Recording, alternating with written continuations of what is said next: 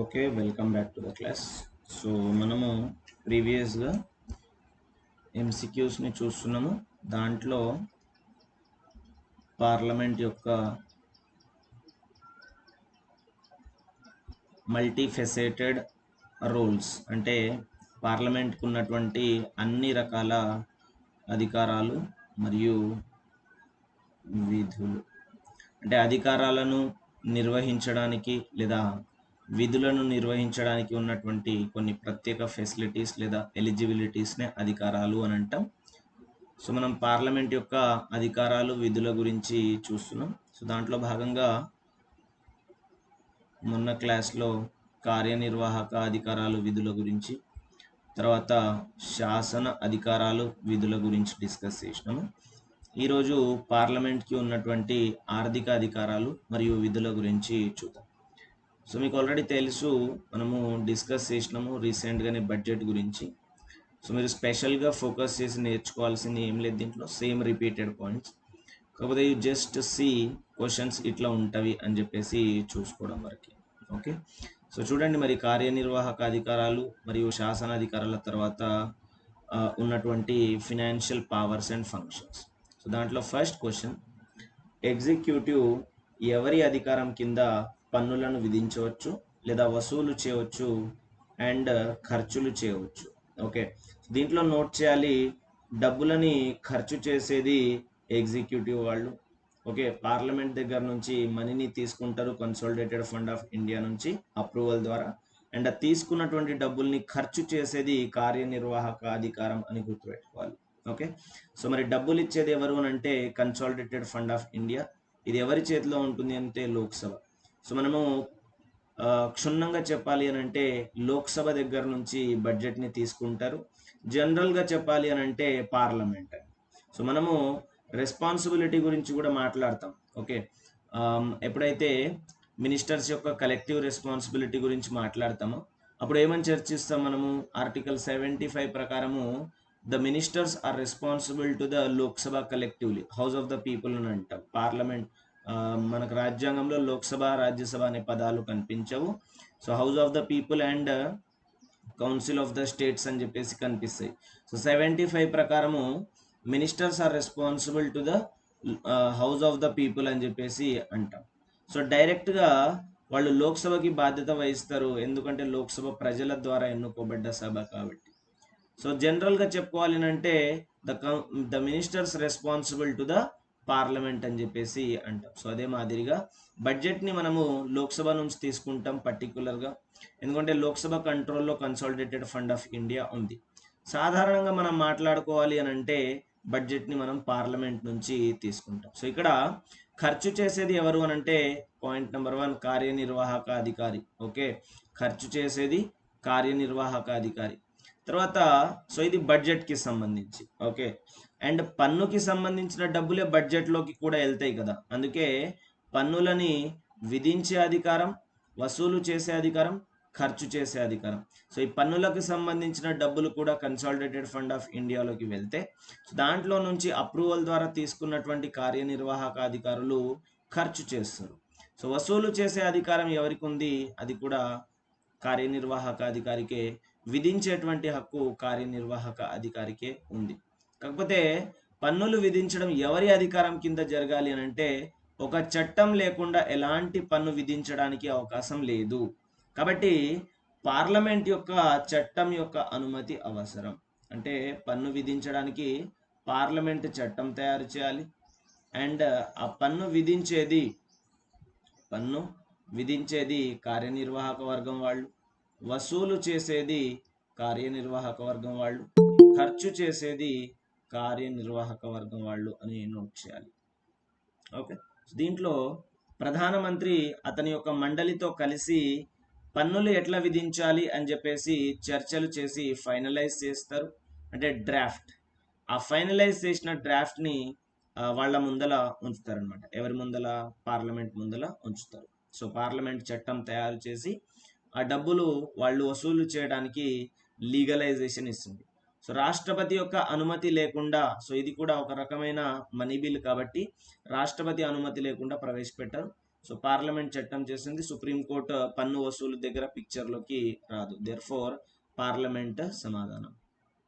Okay, తర్వాత second question, ప్రభుత్వం యొక్క రసీదులు మరియు వ్యయాలను చట్టబద్ధం చేయడానికి పార్లమెంట్ ఆమోదం కోసం దాని ముందు ఏమి ఉంచబడుతుంది? అంటే పార్లమెంట్ యొక్క ఆమోదం పొందడం కోసం పార్లమెంట్ ముందర ఏం ఉంచబడుతుంది అని అంటే, సపోజ్ చూడండి, పార్లమెంట్ ఆమోదం రాజ్యాంగ సవరణ బిల్లుకు అవసరం, అది రాజ్యాంగ సవరణ చట్టంగా మారుతుంది. ఆర్థిక బిల్లుకు అవసరం, అది ద్రవ్య బిల్లుగా మారుతుంది, లేదా పన్ను వసూలు చేయడానికి ఇంకేదైనా చేయడానికి మారుతుంది. తర్వాత విభజన చట్టం అని అంటే appropriation act. So appropriation act ద్వారా ఏమవుతుంది, budget vote on account vote on demand for grant అంటే 4వ దశ బడ్జెట్ పాస్ చేసేటప్పుడు 4వ దశలో మీకు ఇంత బడ్జెట్ వస్తుంది ఓకే అని చెప్తారు. మరి యాక్చువల్గా ఆ అకౌంట్లో నుంచి మనీని విత్డ్రా చేసుకోవడానికి ఎప్పుడు అర్హత ఉంటుంది అని అంటే అప్రాప్రియేషన్ బిల్ పాస్ అయినప్పుడు. ఓకే, అప్రాప్రియేషన్ బిల్ పాస్ అయినప్పుడు. అయితే ఇక్కడ ఏమంటున్నాడు, రసీదులు మరియు వ్యయాలు అని అంటున్నాడు క్వశ్చన్లో. ఓకే, సో రసీదులు వ్యయాలు ఈ రెండింటిని చట్టబద్ధం చేయడానికి పార్లమెంట్ ఆమోదం కోసం ఏమి ఉంచబడుతుంది అని అంటే అది బడ్జెట్. ఓకే, ఒకవేళ కన్సాలిడేటెడ్ ఫండ్ ఆఫ్ ఇండియా నుంచి లేదా ఖర్చుల కోసం డబ్బులని ఉపసంహరించడానికి లేదా డబ్బులని వాడుకోవడానికి పార్లమెంట్ ముందు ఏం ఉంచబడుతుంది అని అంటే అది విభజన చట్టం, అంటే appropriation act. So appropriation act ద్వారా డబ్బుల్ని తీసుకుంటాం జస్ట్. సో అది వ్యయాలకి సంబంధించిన చట్టబద్ధత. ఓకే, కాబట్టి ఇక్కడ రసీదులు కూడా ఉంది కాబట్టి question is clear. Therefore budget is the answer. So budget అనేది మనకి సమాధానం. మూడో క్వశ్చన్, పార్లమెంట్ ద్వారా బడ్జెట్ను ఏ చట్టం చట్టబద్ధం చేస్తుంది? పార్లమెంట్ ద్వారా బడ్జెట్ను, what does the enactment of the budget by the parliament legalise? So parliament దేన్ని లీగలైజ్ చేస్తుంది చట్టం చేయటం ద్వారా అనంటే తదుపరి ఆర్థిక సంవత్సరానికి ప్రభుత్వం యొక్క రసీదులు మరియు ఖర్చులు. సో బడ్జెట్ను చట్టబద్ధం చేస్తుంది. ఓకే, బడ్జెట్ను చట్టబద్ధం చేస్తుంది అంటే ఇట్స్ నథింగ్ బట్ మనము 1 2 3 4 5 6 అని చెప్పేసి ఈ బడ్జెట్ మేకింగ్ ప్రాసెస్ చూసినాము, రైట్? సో ఈ ప్రాసెస్ అంతా ఏంటి అని అంటే బడ్జెట్ని చట్టబద్ధం చేయటం. ఎందుకు? చట్టబద్ధమైన సంస్థ ద్వారానే పాస్ అవుతుంది కదా ఈ ప్రాసెస్ అంతా కూడా. సో బడ్జెట్ని చట్టబద్ధం చేస్తున్నారు. దేనికి సంబంధించి? ప్రభుత్వ నియామకాల కాదు, ప్రభుత్వ విధానాల కాదు, తర్వాత తదుపరి ఆర్థిక సంవత్సరానికి రసీదులు మరియు ఖర్చులు, అంతర్జాతీయ ఒప్పందాల కాదు. ఓకే, సో మరి దీంట్లో దేనికి సంబంధించినవి ఇవన్నీ ఖర్చులు? సపోజ్ ఇప్పుడు ఈ ఖర్చులు ఉన్నాయి, ఈ ఖర్చుల్లో దేనికి సంబంధించిన అంశాలు ఉంటాయంటే ఇవన్నీ ఉంటాయి. అప్పుడు అంతర్జాతీయ ఒప్పందాలను అమలు చేయడానికి అయ్యే ఖర్చులు, ప్రభుత్వ విధానాలు అంటే ఏదైనా స్కీమ్స్ పెట్టినా, ఓకే, ఏదైనా కొత్త చట్టం తయారు చేసినా వాటిని అమలు చేయడానికి అయ్యే ఖర్చు, ఆఫీసర్స్ని అపాయింట్ చేసినప్పుడు వాళ్ళకి అయ్యేటువంటి జీతాలు మరియు పెన్షన్స్, తర్వాత ప్రభుత్వ నియామకాలు. ఓకే, ప్రభుత్వ నియామకాలు అంటే suppose UPSC every year conduct చేస్తుంది ఎగ్జామ్ అండ్ రిక్రూట్ చేసుకుంటుంది. సో అలాంటి వాళ్ళు గవర్నమెంట్ ఆఫ్ ఇండియా కింద ట్రైనింగ్ పొంది నియామకాల్లో వస్తారు. అలాంటప్పుడు వాళ్ళకి కావలసినటువంటి సాలరీస్ కూడా ఇవ్వాలి కదా. సో ఇవన్నీ కూడా దాంట్లో నుంచే వస్తాయి. So your question is clear. Parliament ద్వారా చట్టబద్ధం చేస్తున్నటువంటి బడ్జెట్ దేనికి సంబంధించి అంటే తదుపరి ఆర్థిక సంవత్సరానికి కావాల్సినటువంటి రసీదులు మరియు ఖర్చులకి సంబంధించింది అని వచ్చాయి. ప్రభుత్వ వ్యయం మరియు ఆర్థిక పనితీరును పార్లమెంట్ ఎట్లా తనిఖీ చేస్తుంది? ఆర్థిక కమిటీల ద్వారా.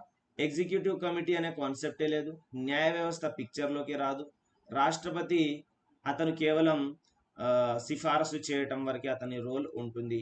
సో ఆర్థిక కమిటీల సహాయంతో పార్లమెంట్ ఆర్థిక జవాబుదారీతనాన్ని తనిఖీ చేస్తుంది. అంటే ప్రభుత్వం యొక్క వ్యయం మరియు ఆర్థిక పనితీరు. సో ఇది ఆర్థిక జవాబుదారీతనం అని అంటాం. దీన్ని ఆర్థిక జవాబుదారీతనం అని చెప్పేసి అంటాం. ఎవరి ఆర్థిక జవాబుదారీతనం అంటే కార్యనిర్వాహక వర్గం యొక్క జవాబుదారీతనం. ఓకే, సో ఈ కార్యనిర్వాహక వర్గం యొక్క జవాబుదారీతనాన్ని పార్లమెంట్ ఎట్లా కంట్రోల్ చేస్తుంది అని అంటే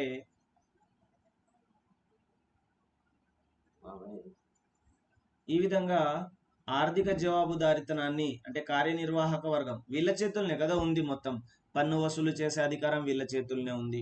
తర్వాత పన్ను విధించే అధికారం వీళ్ళ చేతుల్నే ఉంది. ఆ పన్నులని వాడుకునే అధికారం అంటే వన్స్ అప్రోప్రియేషన్ పాస్ అయిపోయిన తర్వాత పార్లమెంట్ దగ్గర నుంచి మనీని యూజ్ చేయడానికి కంట్రోల్ కార్యనిర్వాహక వ్యవస్థకి వెళ్ళిపోతుంది. సో అట్లా వెళ్ళిపోయినప్పుడు వీళ్ళు ఎట్లా పరిశీలనలు చేస్తారు అని అంటే ఆర్థిక కమిటీల ద్వారా చేస్తారు. సో ప్రభుత్వ వ్యయం మరియు ఆర్థిక పనితీరు పరిశీలించడంలో ఏ కమిటీ పాల్గొనదు? ఇక్కడ న్యాయ వ్యవస్థకు సంబంధించి జ్యుడిషియల్ రివ్యూ కమిటీ ఉంది కాబట్టి అవుట్ రైట్లీ ఇది ఆన్సర్ అవుతుంది. ఓకే, సో దీంట్లో పబ్లిక్ అకౌంట్ కమిటీ పాల్గొంటుంది, ఎస్టిమేట్స్ కమిటీ పాల్గొంటుంది, పబ్లిక్ అండర్టేకింగ్స్ కి సంబంధించిన కమిటీలు కూడా డబ్బులకు సంబంధించిన వ్యవహారాలు. సో ఒక్కొక్క కమిటీకి ఒక పర్పస్ ఉంటుంది. ఓకే, ఇది తర్వాత క్వశ్చన్ 6, ఆర్థిక కమిటీల యొక్క పాత్ర ఏంటి? ఓకే, సో ఆర్థిక కమిటీలు చట్టవిరుద్ధమైన ఖర్చులు, అక్రమమైన ఖర్చులు, అనధికారమైన ఖర్చులు, అక్రమ వినియోగం కోసం, తర్వాత ప్రజా వ్యయం వృధా చేయడం మరియు దుబారా ఖర్చులకు సంబంధించినటువంటి కేసులు బయటకు తీసుకురావటము. అంటే ఇప్పుడు ఈ ఆర్థిక కమిటీ యొక్క బాధ్యత ఏంటి అని అంటే ఇచ్చినటువంటి డబ్బులు చట్ట విరుద్ధంగా ఉన్నాయా, ఇచ్చినటువంటి డబ్బులు చట్ట విరుద్ధంగా ఉన్నాయా, తర్వాత అక్రమంగా ఉన్నాయా, తర్వాత అనధికారం, సో అనధికారం అంటే కూడా చట్ట విరుద్ధమే, అక్రమ వినియోగం ఇది కూడా చట్ట విరుద్ధమే, తర్వాత ప్రజా వ్యయం వృధాగా ఏమైనా ఖర్చు పెడుతున్నారా, లేదా దుబారా ఖర్చులు 2-3 సార్లు ఏమైనా ఖర్చులు చేస్తున్నారా, ఇలాంటివన్నీ కూడా ఈ ఆర్థిక కమిటీ ఫైండ్ చేస్తుంది. ఓకే, సో చట్టాలను ఆమోదించడం ఇది ఎవరి బాధ్యత? పార్లమెంట్ బాధ్యత. ఆర్డినెన్స్లను ఆమోదించడం ఇది కూడా పార్లమెంట్ బాధ్యత. న్యాయమూర్తులను నియమించడం ఇది రాష్ట్రపతి యొక్క బాధ్యత. ఓకే, తర్వాత ఆర్థిక విషయాలలో ఎగ్జిక్యూటివ్ పై పార్లమెంటరీ నియంత్రణ యొక్క 2 దశలు. ఓకే, ఎగ్జిక్యూటివ్ పై పార్లమెంట్ నియంత్రణని కలిగి ఉంటుంది ఆర్థిక విషయాల్లో. ఒకటి బడ్జెట్ నియంత్రణ, ఇంకొకటి పోస్ట్ బడ్జెట్ నియంత్రణ. So most of the students confuse here pre budget and post budget. పలకడానికి బాగున్నాయి కదా అని చెప్పేసి ప్రీ అండ్ పోస్ట్ బడ్జెట్ అని చెప్పేసి అనుకుంటారు. బట్ యాక్చువల్గా చూడండి, ఇక్కడ బడ్జెట్ నియంత్రణ అండ్ పోస్ట్ బడ్జెట్ నియంత్రణ అంటే బడ్జెట్ తయారీ క్రమంలో మరియు బడ్జెట్ ఆమోదించిన తర్వాత. ఓకే, సో బడ్జెట్ ఆమోదించిన తర్వాత నుంచి మళ్ళీ బడ్జెట్ ఆమోదించేంత వరకు ఈ స్పేస్ ఏదైతే ఉందో ఈ టైం పీరియడ్ ఇదంతా కూడా పోస్ట్ బడ్జెట్ పీరియడ్. కాబట్టి ప్రీ బడ్జెట్ అనే కాన్సెప్ట్ ఉండదు. సో బడ్జెట్ నియంత్రణ మరియు పోస్ట్ బడ్జెట్ నియంత్రణ. శాసన నియంత్రణ, కార్యనిర్వాహక నియంత్రణ అనేది రాంగ్. సో శాసన నియంత్రణ అని కూడా చెప్పవచ్చు, ఎందుకంటే పార్లమెంట్ ఎప్పటికప్పుడు క్వశ్చన్ చేస్తూ ఉంటుంది అండ్ పార్లమెంట్కి అధికారం ఉంటుంది ఆర్థిక విషయాల్లోనే కాదు ఏ విషయాల్లోనైనా కార్యనిర్వాహక వర్గాన్ని జవాబుదారీగా ఉంచడానికి. కానీ కార్యనిర్వాహక నియంత్రణ అనేది ఏమీ కూడా లేదు. ఓకే, సో ఇంకా సూక్ష్మంగా కూడా పరిశీలిస్తే మనకు విదిన్ ద డిపార్ట్మెంట్స్ కార్యనిర్వాహక వ్యవస్థలోనే కార్యనిర్వాహక నియంత్రణ కూడా ఉంటుంది. But we are not suppose to deal all these. Okay, అంటే ఇక్కడ మనం ఉదాహరణ తీసుకుంటాము ఫినాన్స్ మినిస్ట్రీ అండ్ ఫినాన్స్ మినిస్ట్రీలో ఉన్నటువంటి డిపార్ట్మెంట్స్ని తీసుకొని చెప్పవచ్చు, బట్ అంత డీప్గా అవసరం లేదు. తర్వాత న్యాయ నియంత్రణ, ఆర్థిక నియంత్రణ అవసరం లేదు ఇంకా. సో బడ్జెట్ నియంత్రణ మరియు పోస్ట్ బడ్జెట్ నియంత్రణ. సో బడ్జెట్ నియంత్రణ అంటే ఏంటి? సో బడ్జెట్ని అమలు చేయటం ద్వారా గ్రాంట్ల కేటాయింపు ముందు నియంత్రణ. సో బడ్జెట్ నియంత్రణ అంటే ఏంటి అంట? బడ్జెట్ నియంత్రణ అనేది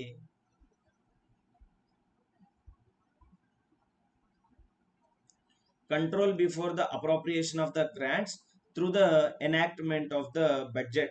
సో బడ్జెట్ నియంత్రణ అంటే చెప్పిన కదా ప్రాసెస్. సో మనం బడ్జెట్ని సభలో ప్రవేశపెట్టినప్పటి నుంచి అప్రోప్రియేషన్ స్టేజ్ వరకు. ఓకే, సో అది బడ్జెట్ నియంత్రణ. ఎట్లా నియంత్రణ చేస్తవి? వాళ్ళు డబ్బులు కావాలి అని అడుగుతారు, వీళ్ళు దాని మీద ఓటింగ్ వేస్తారు.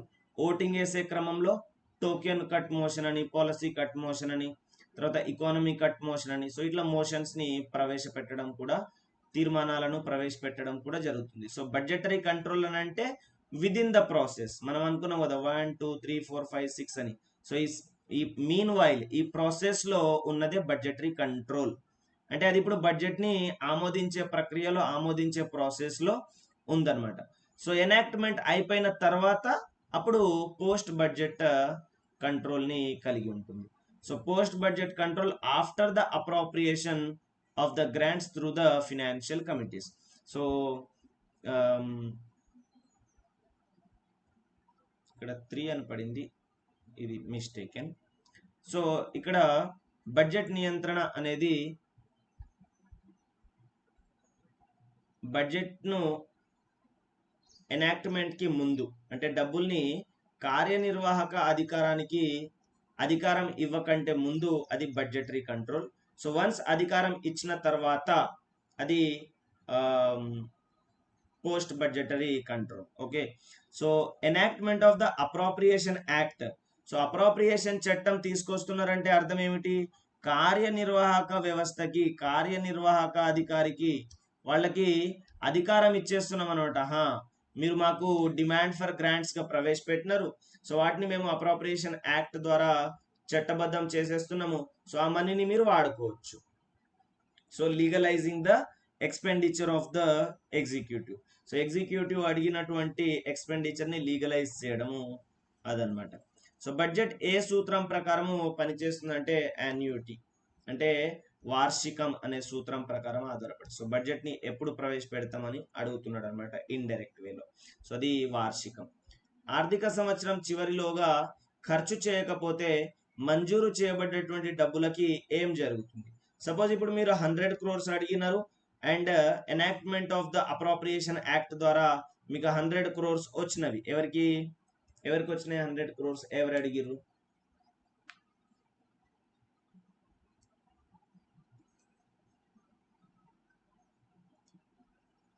$100 crores ఎవరు అడిగిరు? ఎవరికి వచ్చినవి?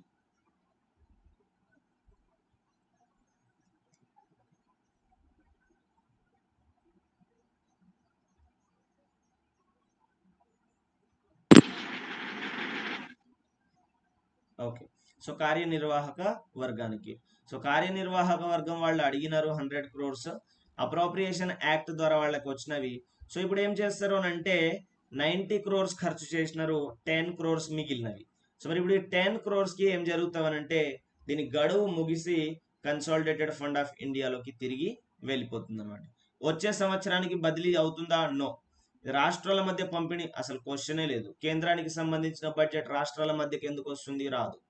తర్వాత గడువు ముగుస్తుంది మరియు కన్సాలిడేటెడ్ ఫండ్ ఆఫ్ ఇండియాలోకి వచ్చేస్తుంది. గడువు ముగుస్తుంది మరియు కన్సాలిడేటెడ్ ఫండ్ ఆఫ్ ఇండియాలోకి వస్తుంది. సో ఇది అంతర్జాతీయ సహాయం కోసం ఉపయోగపడుతుంది? నో. ఇప్పుడు చూడండి, మీకు అంతర్జాతీయ సహాయం కోసం అనే పదము మనం ఇప్పటి వరకు చర్చించలేదు, బట్ దీంట్లో ఆప్షన్లో కనిపించింది. అయితే ప్రభుత్వం పనిచేసే దిశలో, ప్రభుత్వం ఖర్చు చేసే దశలో అది అంతర్జాతీయ సహాయమైనా కానివ్వండి, ప్రజల కోసం ఖర్చు చేసే డబ్బులైనా కానివ్వండి, తర్వాత స్కూల్స్ కట్టించడము, హాస్పిటల్స్ కట్టించడము, పెన్షన్స్ ఇవ్వడం, ఏ ఖర్చు అయినా కూడా బడ్జెట్లో బడ్జెటరీ అలొకేషన్స్ ఉంటాయి, అవునా? సో అదే మనకు బడ్జెట్లో అప్రూవ్ అయిన డబ్బుల్నే మనము బడ్జెటరీ అలొకేషన్స్, బడ్జెట్ కేటాయింపులు అని అంటాం.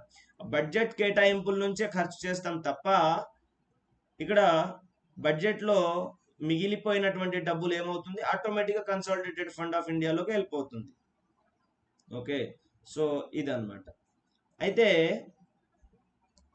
దీన్నే లోప నియమము అని అంటాం. దీన్నే లోప నియమము, డాక్ట్రైన్ ఆఫ్ ల్యాప్స్ అని అంటాం. లోప నియమం అంటే డాక్ట్రైన్ ఆఫ్, అంటే సిద్ధాంతం, లోప సిద్ధాంతం అని కూడా అంటాం. ఏమంటే ఖర్చు చేయనటువంటి డబ్బులు ఆటోమేటిక్గా తిరిగి కన్సాలిడేటెడ్ ఫండ్ ఆఫ్ ఇండియాలోకి వెళ్ళిపోవడం.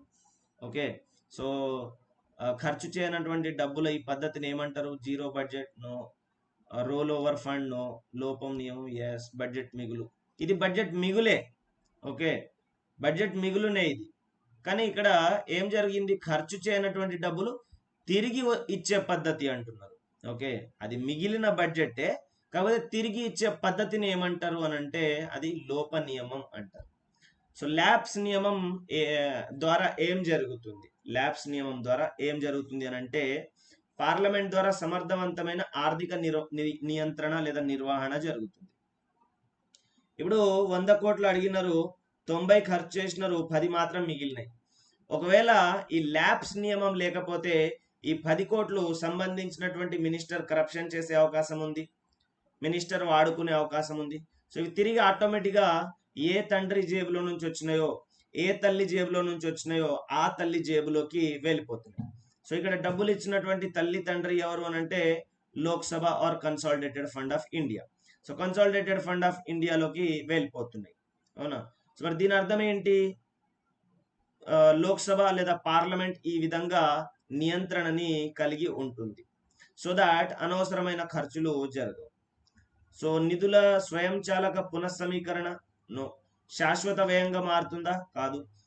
వ్యయాలు చేయాలంటే ప్రతి సంవత్సరం అప్రూవల్ ఉంటుంది, ప్రతి సంవత్సరం డిమాండ్ ఫర్ గ్రాంట్ ఉంటుంది, ప్రతి సంవత్సరం ట్యాక్స్ ప్రపోజల్స్ ఉంటాయి, ప్రతి సంవత్సరం పార్లమెంట్ ఆమోదించాలి. శాశ్వత వ్యయం, మీరు డబ్బులు తీసుకోండి 5 సంవత్సరాలకు వాడుకోండి, 10 సంవత్సరాలకు వాడుకోండి, ఇట్లాంటిది ఏమైనా ఉందా అంటే ఉండదు. ఓకే, తర్వాత సో ల్యాబ్స్ నియమం యొక్క సాధారణ పరిణామం ఏంటి? ఇక్కడ మళ్ళీ తప్పిపోయినాయని ఇచ్చు. సో ల్యాబ్స్ నియమం యొక్క సాధారణ పరిణామం ఏంటి అని అంటే ప్రభుత్వ వ్యయం తగ్గించడం. దానికి దీనికి ఎలాంటి సంబంధం లేదు. ఓకే, ఆల్రెడీ ఖర్చు చేసి చేసి చేసి మిగిలిన డబ్బుల్నే మనము ల్యాబ్స్ ద్వారా అది కన్సాలిడేటెడ్ ఫండ్ ఆఫ్ ఇండియాలోకి వెళ్తుంది.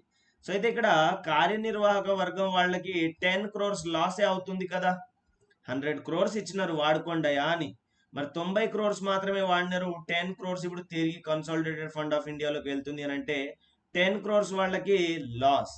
కాబట్టి వీళ్ళు ఏం చేస్తారు అని అంటే భారీగా ఖర్చులు చేయడానికి ప్రయత్నం చేస్తారు. ఆర్థిక సంవత్సరం ముగిసే లోపు భారీగా ఖర్చులు చేయడానికి ప్రయత్నం చేస్తారు అన్నమాట.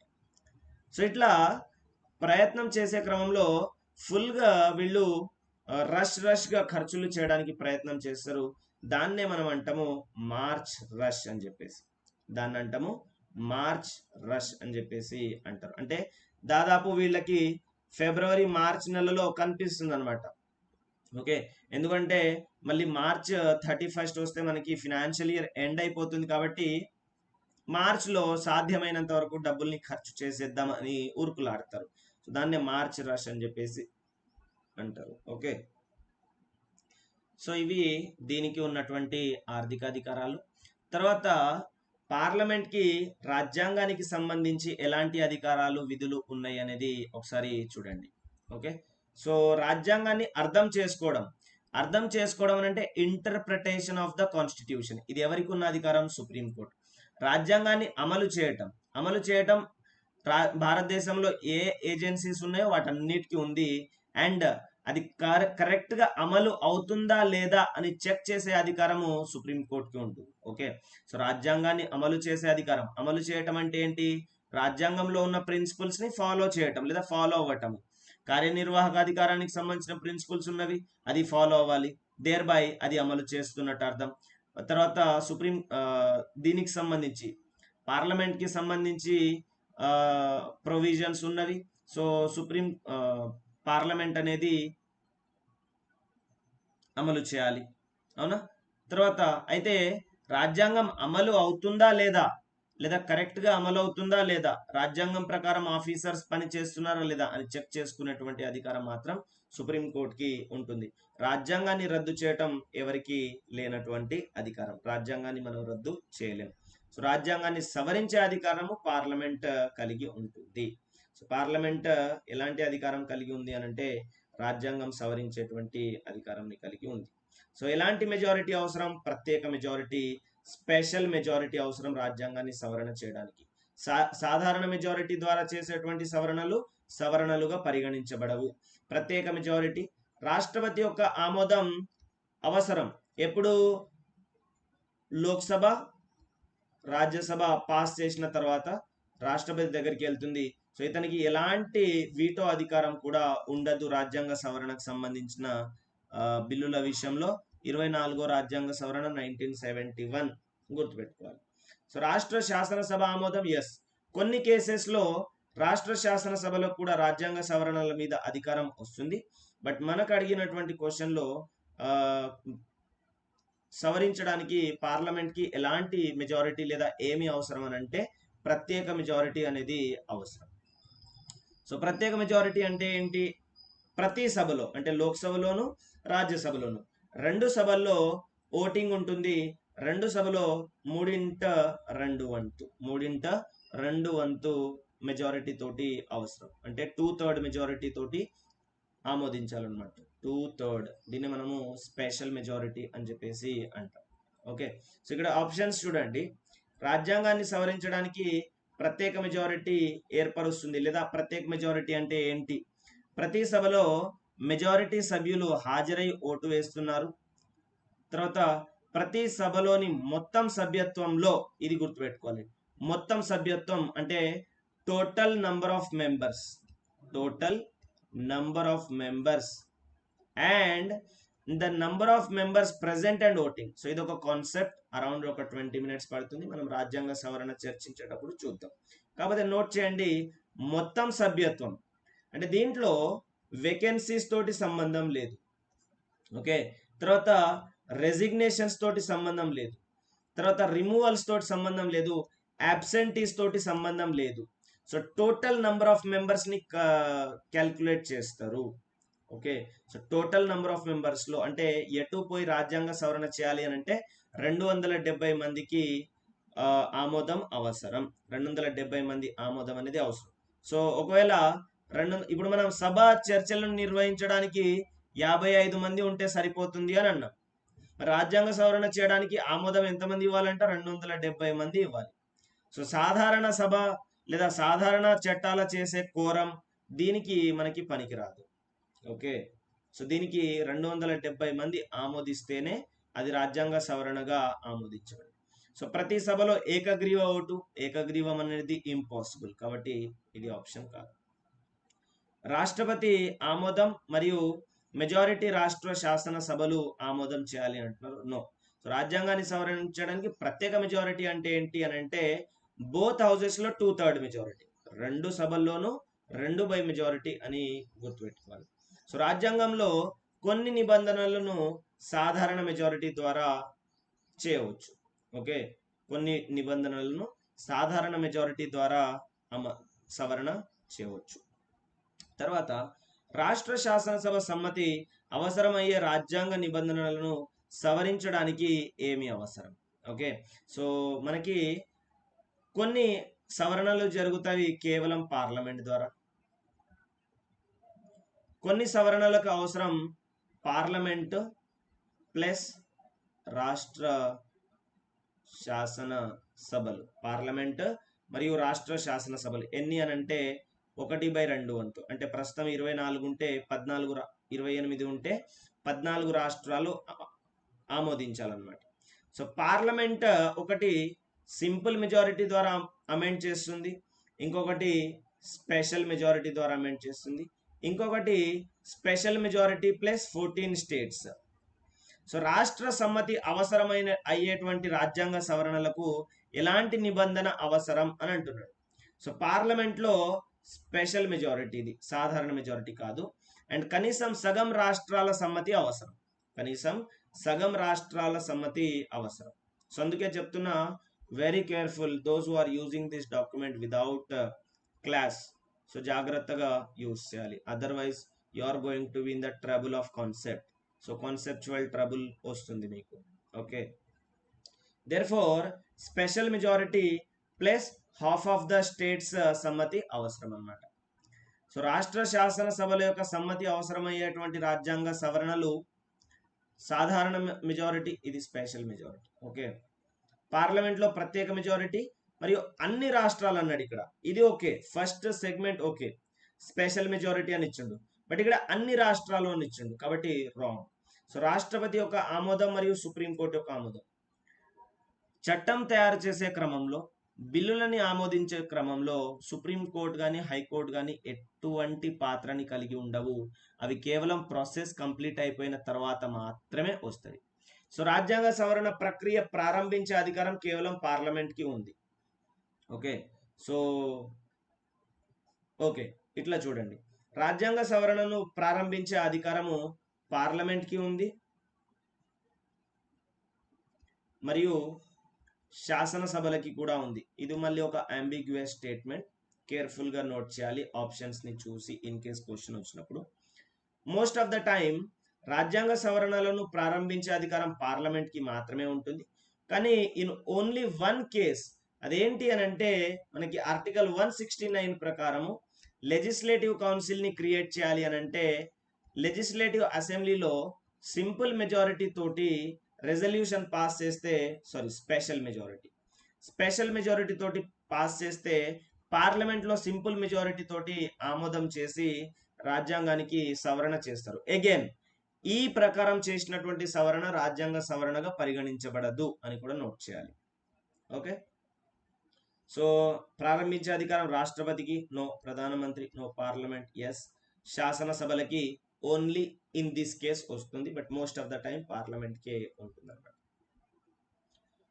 తర్వాత రాష్ట్ర శాసనసభ రాజ్యాంగానికి సవరణను ప్రారంభించగల ఒక మినహాయింపు ఏది? అది మండలి యొక్క ఏర్పాటు. సో మండలిని ఏర్పాటు చేయాలి అన్నప్పుడు మాత్రం రాజ్యాంగ సవరణ ప్రారంభింపు శాసనసభ చేయవచ్చు. కొత్త రాష్ట్రాల ఏర్పాటు పార్లమెంట్ చేస్తుంది. హైకోర్టు రద్దు, దానికి సంబంధించిన అధికారాలు పార్లమెంట్కే ఉన్నవి. తర్వాత రాష్ట్రంలో శాసన మండలి ఏర్పాటు రద్దు, ఇది ఆన్సర్. రాష్ట్రపతి పాలన విధించడం నో. తర్వాత శాసన మండలికి సంబంధించి శాసనసభ తీర్మానం ఆధారంగా పార్లమెంట్ ఏం చేయాలి అంటే చట్టం చేసి క్రియేట్ చేయాలన్నమాట. ఆ మేరకు రాజ్యాంగాన్ని సవరించడానికి చట్టం చేసి కౌన్సిల్ని క్రియేట్ చేయాలి. ఓకే, తీర్మానాన్ని విస్మరించవచ్చు, దాని ఇష్టం, పార్లమెంట్ ఇష్టం, విస్మరించవచ్చు. తర్వాత సుప్రీంకోర్టు అనుమతిని కోరటం అవసరం లేదు, ఇది ఆప్షన్, అసలు సుప్రీంకోర్టు పిక్చర్లోకి రాదు. తర్వాత జాతీయ అభిప్రాయ సేకరణ, ఇది కూడా జరగవచ్చు, ఎస్ ఇది కూడా జరగవచ్చు, బట్ ఇది అప్రోప్రియేట్ ఆన్సర్ అన్నమాట. సపోజ్ ఇప్పుడు లెజిస్లేటివ్ అసెంబ్లీ రెజల్యూషన్ పాస్ చేసి పార్లమెంట్ ముందు ప్రవేశపెట్టింది. సో ఇప్పుడు పార్లమెంట్ ఇష్టం ఏమైనా చేయవచ్చు, పాస్ చేసి చట్టంగా తయారు చేయవచ్చు, లేదా ఇప్పుడు తెలంగాణ వాళ్ళకి అడగవచ్చు, సపోజ్ మీ తెలంగాణలో కౌన్సిల్ని తీసేయాలి అని అంటున్నారు, మరి ఏం చేయాలి అని చెప్పేసి తెలంగాణ ప్రజల అభిప్రాయం కోసం అడిగితే, ఇప్పుడు మన వాళ్ళు సపోజ్ విద్యార్థులు చాలా వరకు ఆ కౌన్సిల్కి ఫేవర్గా పని చేస్తున్నారు, కాబట్టి మన వాళ్ళు ఏం చేస్తాం, నో, వాటిని అబాలిష్ చేయవద్దు, వాటిని మేము మా యొక్క ఎగ్జామ్ పర్పస్ కోసము మేము ప్రొటెస్ట్ చేయడానికి, మా తరపున ఒక నాయకుడిని నిలబెట్టుకోవడానికి మేము వాడుకుంటున్నాం, కాబట్టి రద్దు చేయకండి అని అంటారు. ఓకే, సో ఇది పార్లమెంట్ ఎన్ని విధాలుగా రాజ్యాంగాన్ని సవరించవచ్చు? 3 విధాలుగా. ఒకటి సాధారణ మెజారిటీ, ఒకటి ప్రత్యేక మెజారిటీ, ఒకటి ప్రత్యేక మెజారిటీ ప్లస్ సగం రాష్ట్రాల సమ్మతి. పార్లమెంట్ యొక్క రాజ్యాంగ అధికారాన్ని ఏది పరిమితం చేస్తుంది అంటే రాజ్యాంగ సవరణ అధికారాన్ని ఎవరు లిమిట్ చేస్తున్నారు అని అంటే, సపోజ్ ఇప్పుడు పార్లమెంట్ చేసేటువంటి చట్టాలు ఉన్నవి, దీని మీద రాష్ట్రపతి వీటో అధికారం ఉపయోగించడం వల్ల దాని మీద కొంచెం లిమిట్ వస్తుంది. కానీ మరి ఇక్కడ వీటో అధికారం ఉందా అధ్యక్షుడికి అంటే లేదు. తర్వాత రాజ్యాంగం యొక్క ప్రాథమిక నిర్మాణం, బేసిక్ స్ట్రక్చర్ డాక్ట్రైన్ అనేది పార్లమెంట్ యొక్క రాజ్యాంగ అధికారాన్ని పరిమితం చేస్తుంది. అఫ్ కోర్స్ న్యాయ సమీక్ష కూడా ఓకే, ప్రజాభిప్రాయం అనేది ఉండదు. న్యాయ సమీక్ష ద్వారా ఏం జరుగుతుంది అని అంటే సుప్రీంకోర్టు ఎప్పటికప్పుడు చెక్ చేస్తూ ఉంటుంది రాజ్యాంగం యొక్క పనితీరేంటి, ఎవరు ఎట్లా అమలు చేస్తున్నారు, కరెక్ట్గా అమలు చేస్తున్నారా లేదా అనేది చెక్ చేస్తూ ఉంటుంది న్యాయ సమీక్ష ద్వారా. ఇది కూడా ఓకే, బట్ అప్రోప్రియేట్ ఏంటి అని అంటే రాజ్యాంగం యొక్క ప్రాథమిక నిర్మాణం దీన్ని లిమిట్ చేస్తుంది అనమాట. ఏ విధంగా? మనకి 1973లో కేశవానంద భారతి కేసు వచ్చింది. ఈ కేశవానంద భారతి కేసులో ఏం చెప్పినారు అంటే, మీరు రాజ్యాంగంలో బేసిక్ స్ట్రక్చర్ ఉంది, మౌలిక స్వరూపం ఉంది, దానికి ఒకటి, ఆ మౌలిక స్వరూపాన్ని మీరు అమెండ్ చేయడానికి అవకాశం లేదు. సో బేసిక్ స్ట్రక్చర్ డాక్ట్రైన్ అనేది ఆ సవరణ ప్రక్రియ మీద లిమిటేషన్ని విధిస్తుంది. ఇంకొంచెం మనం క్లియర్గా డిస్కస్ చేస్తాం అక్కడ. సో నిజంగా లిమిట్ చేస్తుందా అని అంటే ఇది మొత్తం కూడా పోస్ట్ అమెండ్మెంట్ ప్రాసెస్. అమెండ్మెంట్ చేసే క్రమంలో పార్లమెంట్ని ఎవరు వచ్చి అడ్డుకోవడము అలాంటివి చేయడానికి లేదు. అమెండ్మెంట్ చేసిన తర్వాత పరిశీలించబడుతుంది అది రాజ్యాంగ సవరణకి, ఆ రాజ్యాంగ సవరణ బేసిక్ స్ట్రక్చర్ని ఉల్లంఘించిందా లేదా అనేది. సో ఇది కూడా పోస్ట్ అమెండ్మెంట్ ప్రాసెస్ అని చెప్పేసి నోట్ చేయాలి. సో ఇది ఎప్పుడు వచ్చింది? ఈ కేసు అంటే కేశవానంద భారతి కేసులో వచ్చిందనమాట. సో ప్రాథమిక నిర్మాణం అనే కాన్సెప్ట్ పార్లమెంట్ సవరించలేమని, ఓకే, పార్లమెంట్ రాజ్యాంగాన్ని సవరించలేదని సుప్రీంకోర్టు ఇచ్చినటువంటి తీర్పు, అది కేశవానంద భారతి కేసు. ఇది సుప్రీంకోర్టు ఇచ్చిన తీర్పు. ఏమని ఇచ్చిందంటే కొన్ని అంశాలను పార్లమెంట్ సవరించలేదని ఇచ్చింది. సో దాన్ని ఏమంటున్నామంటే ప్రాథమిక నిర్మాణం అని అంటున్నాము. అది కేశవానంద భారతి కేసు 1973. అయితే ఇప్పుడు కేశవానంద భారతి కేసు తర్వాత ఇంకొక ఫేమస్ కేసు వచ్చింది, అది పునరుద్ఘాటించింది అనమాట. ఏమని? బేసిక్ స్ట్రక్చర్ డాక్ట్రైన్ గురించి పునరుద్ఘాటించింది. సో ఆ పునరుద్ఘాటించినటువంటి కేసే మినర్వా మిల్స్ కేసు 1980. సో ఇవి పార్లమెంట్కి ఉన్నటువంటి రాజ్యాంగపరమైనటువంటి అధికారాలు. ఓకే, సో తర్వాత మనం నెక్స్ట్ క్లాస్లో చూస్తాము న్యాయపరమైనటువంటి అధికారాల గురించి. ఓకే, న్యాయపరమైనటువంటి అధికారాలు మరియు విధుల గురించి నెక్స్ట్ క్లాస్లో చూస్తాం. రైట్.